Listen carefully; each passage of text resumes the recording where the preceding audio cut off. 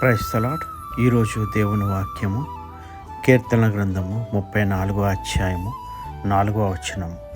నేను యెహోవా యొద్ద విచారణ చేయగా ఆయన నాకు ఉత్తరమిచ్చును.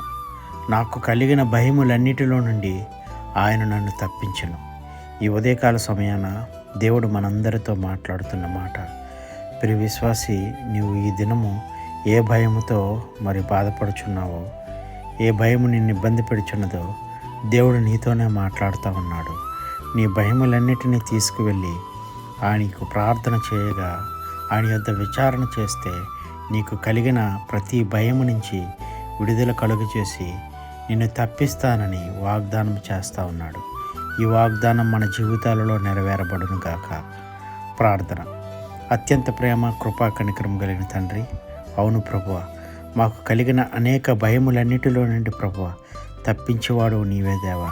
నీ యందు నమ్మిక ఉంచి విశ్వాసముతో నీకు మొరపెట్టినప్పుడు, నీ యొద్ద విచారణ చేసినప్పుడు ప్రభువా తండ్రి, నువ్వు వాటన్నిటి నుండి తప్పించి విడుదల దయచేస్తున్నందుకు నీకు వందనాలు చెల్లించుకుంటూ మా కుటుంబాలను ఆశీర్వదించమని, మమ్మల్ని రక్షించమని నజరేయుడైన యేసయ్య నామములో అతి వినయముగా ఈ ప్రార్థన అడిగి పొందుకొని ఉన్నాము తండ్రి.